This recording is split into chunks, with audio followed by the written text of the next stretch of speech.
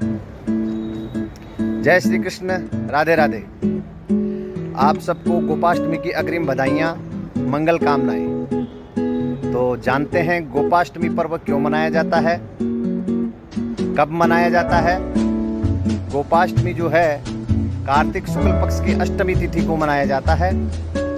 इस दिन गाय और बछड़ी की पूजा विधान के साथ, परिवार के साथ की जाती है। गोमाता की आरती उतारी जाती है। माताएं बहनें गोमाता को हल्दी लेपन, मेहंदी, रोली, चावल, वस्त्र इत्यादि से पूजन करके यथाभाव उनकी आरती उतारें।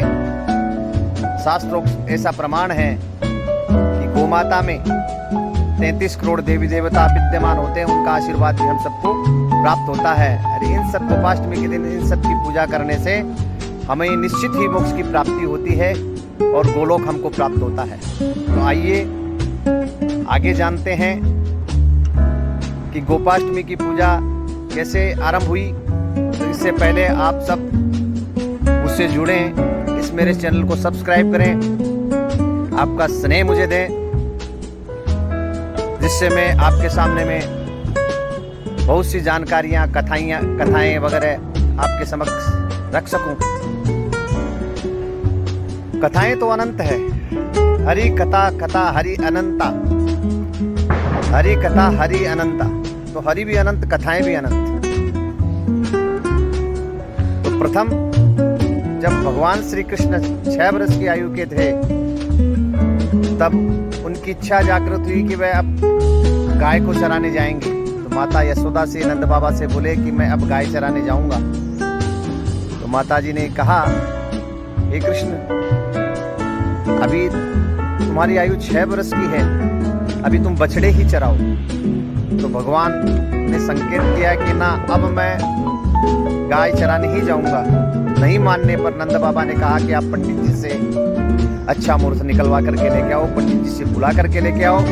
कब मुहूर्त बनता है तभी है आप गोचरण के लिए गाय को चराने चले जाए।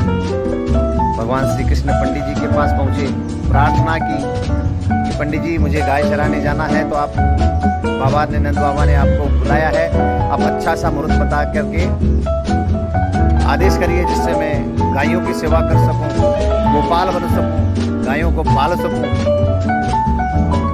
पंडित जी गए नंद बाबा के पास, बोले आज का दिन ही सबसे श्रेष्ठ दिन है, उस दिन अष्टमी थी, इसके 1 वर्ष पश्चात मुहूर्त बनेगा।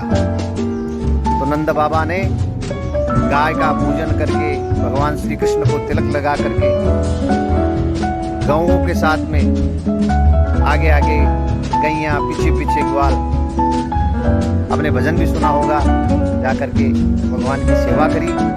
और इसी दिन से ही गोपाष्टमी पर्व मनाया जाता है। एक और भी पौराणिक कथा है।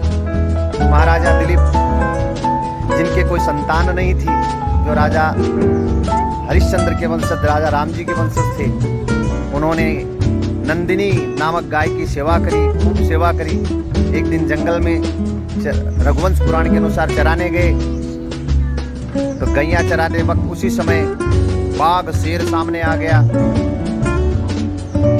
सामने आते ही स्वयं राजा दिलीप गाय के समक्ष आकर के शेर को बोलने लगे कि पहले आप मुझे भक्षण करिए, उसके पश्चात आप गाय पर आक्रमण कर सकते हैं।